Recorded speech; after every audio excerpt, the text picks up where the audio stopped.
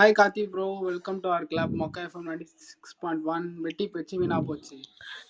Bro நீ நான் தான் கத்துனாலும் அவன் திரும்பி பேச மாட்டான், கவலைப்படாதீங்க. எக்ஸ்பெக்டேஷன் கிவ்ஸ் ஏற்படி ஆல்வேஸ் வாங்குறது பழக்கம். No issues. எவ்வளோ மொக்கம் வாங்கினாலும் அதை சேர்த்து மழையா இப்போ பேருக்கு ஏற்ற மாதிரி நம்ம சொந்த கதை சுக கதை ஷேர் பண்ணிக்கலாமா? ஓகே, இப்போ கண்டென்ட்டுக்குள்ள போகலாம். நம்ம சிம்பிள் இதெல்லாம் போதும். மியூட்ல போயிட்டாரு.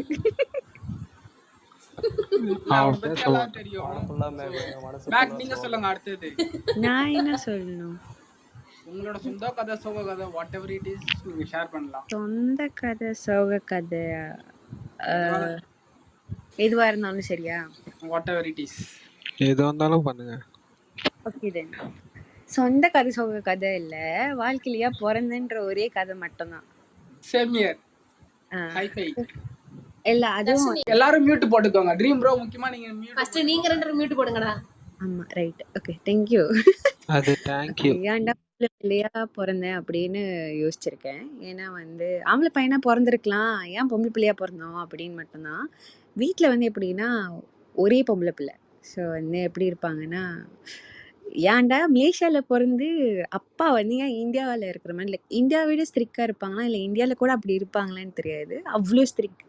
அப்படின்னா இவ்வளோ தான் சிரிக்கணும், இப்படி தான் சிரிக்கணும், இந்த அளவுக்கு தான் சிரிக்கணும், எல்லாரும் முன்னுக்கும் சிரிக்கக்கூடாது, தெரிஞ்சவங்க கிட்ட கூட ஒரு அளவாக தான் சிரிக்கணும், சிரிக்கிறதுல கூட ஒரு லிமிட் வைக்கிற மாதிரி இருப்பாங்க. ஸோ அப்போ நிறையா தடவை யோசிச்சிருக்கேன், ஏன்டா பொம்பளை பிள்ளையாக பிறந்திருக்கோம் அப்படின்னு. லைக் நடக்கக்கூடாது, அடித்து சிரிக்கக்கூடாது, பேசக்கூடாது, பழகக்கூடாது, வெளியே போகக்கூடாது, ராத்திரி போகக்கூடாது, காலையில் போனாலும் 12 மணிக்கு வந்துடணும், போய் தங்கக்கூடாது, பாட்டி வீடோ மாமா வீடோ அத்தை வீடோ யார் வீட்டில் தங்கக்கூடாது. இந்த மாதிரி ஒரு பெரிய ரூல்ஸ் அண்ட் ரெகுலேஷன்ஸ் இருக்கும். ஏன்னா ஒரே ரீசன் பொம்பளை பிள்ளை.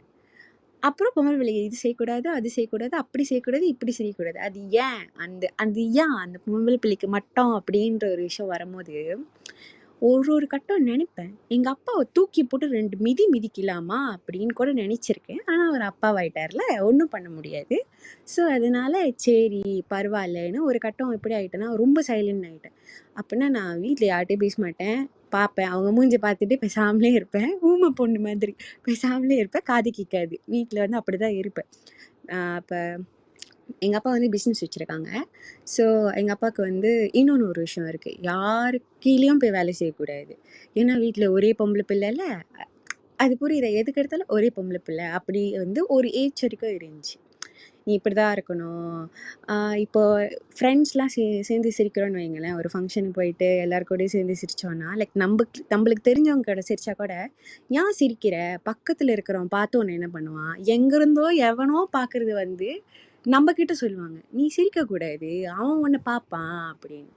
அது அப்படி என்ன ஆணிச்சுன்னா ஆஃப்டர் லைக் ஒரு வயசு தாண்டினதுக்கப்புறம் ஸ்கூல்லாம் முடிச்சதுக்கப்புறம் எப்படி ஆணிச்சுன்னா, நீ சிரிச்சனா அவன் என்ன பண்ணுவான், நான் கேட்பேன், அவன் என்ன பண்ணிடுவான்னா உன் கல்யாணத்தில் வரும்போது அவன் தான் உனக்கு தடங்கலாக இருப்பான், அது ஒரு வயசுக்கு அப்புறம் கல்யாணம், நீ சிரிக்காத, ஏன்னா கல்யாணத்தில் நடக்கும்போது உன்னை பற்றி பேசுவாங்க. எனக்கு ஒரு கட்டம் அப்படியே ஒரு மாதிரி எப்படி இருக்கும்னா, செங்கல் இருக்குல்ல, செங்கல் விட்டு மண்டையிலே பொழக்கலான்னு இருக்கும். ஏன் இப்படி ஒரு மண்டை மூளை அப்படி இருக்கும். ஏன்னா லைக் பொண்ணுங்க லைஃப்பில் நிச்சயமாக நிறையா இருக்கும். நான் லைக் நீங்கள்லாம் வந்து எப்படி ஒரு கேர்ளை ட்ரீட் பண்ணுவீங்கன்னு தெரியாது, ஆனால் உங்கள் லைஃப்பில் ஒரு பார்ட்னர் இல்லை உங்கள் தங்கச்சி உங்கள் வீட்டில் இருக்கிறவங்க அம்மா தயவு செஞ்சு யாராக இருந்தாலும் ஒரு மனுஷனாக பாருங்கள், உங்களுக்கு வலிக்கும். ஒரு பையனுக்கு ஒரு வேலை செஞ்சால் வலிக்கும்னா பொண்ணுக்கு அதே வேலை செய்யும் போது டபுளாக வலிக்கும். ஏன்னா அவள் வந்து நிறைய கோத்ரூ பண்ணுவாள், மென்டலியோ ஃபிசிக்கலியோ உடல் அளவுலையோ மன அளவுலையோ ஒரு பொண்ணு கண்டிப்பாக வந்து நிறைய கோத்ரூ பண்ணியிருப்பாள். அவள் வந்து யாருக்கிட்டையுமே ஷேர் பண்ண முடியாது. என்னோடய விஷயத்தில் என்னால் என் ஃப்ரெண்ட்ஸ் கிட்டே ஷேர் பண்ண முடியாது, ஏன்னா எங்கள் அப்பா என்னை வெளியே அனுப்ப மாட்டார். என் ஃபேமிலி கிட்டே என்னால் ஷேர் பண்ண முடியாது, ஏன்னா என் ஃபேமிலி பிஸ்னஸ் வேலை எல்லாரும் அவங்கவுங்க லைஃப் பார்த்துட்ருப்பாங்க. அந்த டைமில் தனிமை மட்டும்தான் நம்மளுக்கு இருக்கும். அந்த தனிமையில் நம்மளுக்கு நினைக்கிற நம்ம யோசிக்கிற விஷயங்கள் சில விஷயங்கள் ரொம்ப நல்லதாக இருக்கும், ஆனால் சில விஷயங்கள் வந்து நம்மளை ரொம்ப டைவர்ட் பண்ணும். இப்படி இருக்கிறதுக்கு பேசாமல் கெட்ட பிள்ளை ஆயிடலாம், கெட்ட விஷயத்த செஞ்சிடலாம், ட்ரக் எடுத்துடலாம், ஆல்கஹாலிக் ஆயிடலாம், அந்த மாதிரின்னு தேவையில்லாத ஒரு கெட்ட பழக்கத்தை வந்து இன்ஃப்ளூயன்ஸ் பண்ணும். ஸோ அந்த டைமில் நம்ம என்ன செய்ய போகிறோம் அங்கன்றது தான் இருக்கும். ஏன்னா நீங்கள் தனியாக இருப்பீங்க, உங்களை யாரும் பார்க்க மாட்டாங்க. அப்படின்னு இருக்கும்போது கெட்ட பழக்கத்துக்கு நீங்கள் சீக்கிரமாக அடிக்டட் ஆக வாய்ப்பு இருக்குது. சில பொம்பளை பிள்ளைங்களை பற்றி சொல்லுவாங்கள்ல, அவள் தண்ணி அடிக்கிறா, அவள் ஸ்மோக் பண்ணுறா, அவள் ட்ரிங்க் பண்ணுறா, அப்புறம் அவள் வெளியே போகிறா, ஆம்பளை கூட சுற்றுறா. ஆனால் அவங்கக்குள்ளே அவங்க என்ன கோ த்ரூ பண்ணியிருந்தாங்கன்னா அவங்க அப்படி இருப்பாங்க. சில பேர் வந்து ஃப்ரீடமாக விட்டும் வந்து கெட்ட பழக்கம்லாம் செய்வாங்க, அது தப்பு தான். ஆனால் நான் சொல்கிறது வந்து சில பொம்பளை பிள்ளைங்க வந்து அவங்க வீட்டில் கோ த்ரூ பண்ணுற விஷயங்கள்னால அவங்க அப்படி ஆகியிருப்பாங்க. ஸோ எந்த பொண்ணையும் டோன்ட் ஜட்ஜ் பண்ணாதீங்க, ஈஸிலி வந்து யாரும் ஜட்ஜ் பண்ணாதீங்கன்னு தான் நான் சொல்லுவேன். ஏன்னா அந்த பொண்ணு எவ்வளோ கோ த்ரூ பண்ணியிருப்பா, அவள் என்ன நிலைமையில் இருக்கான்னு யாருக்குமே தெரியாது. நான் இப்பயும் படிக்கிறேன், வேலை செய்கிறேன், வீட்டை பார்த்துக்கிறேன், என்னோட ஓன் பிஸ்னஸை நான் பார்த்துக்கிறேன். நான் நாலுத்தையும் ஒரு நாளில் சமாளிக்கிறதுக்கு நான் எவ்வளோ கஷ்டப்படுறேன்னு எனக்கு மட்டும்தான் தெரியும். ஸோ அந்த பொண்ணு எவ்வளோ கஷ்டப்படுவான்னு தெரியாது. ஆனால் ஒரு பொண்ணு அவங்க சரௌண்டிங்கில் இருக்காளா, அவளை அந்த நிமிஷம் நீங்கள் வந்து ரொம்பலாம் அவள் கூட கை கோத்துட்டு அவளுக்கு இருக்கணும் அப்படிலாம் எதுவுமே அவசியம் இல்லை.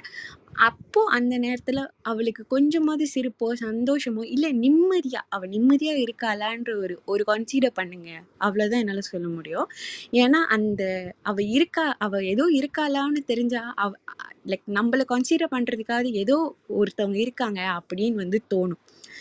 ஸோ அதை மட்டும் ஒரு பொண்ணுக்கு வந்து கொடுங்க, அவ்வளோதான் சொல்லுவேன். டன். என் சொந்த சோக கதையில் இது ஒரு just thank you so much for sharing. செமையா இருக்கு. ஸோ இப்போ நான் பேசலாமா? பேசுங்க.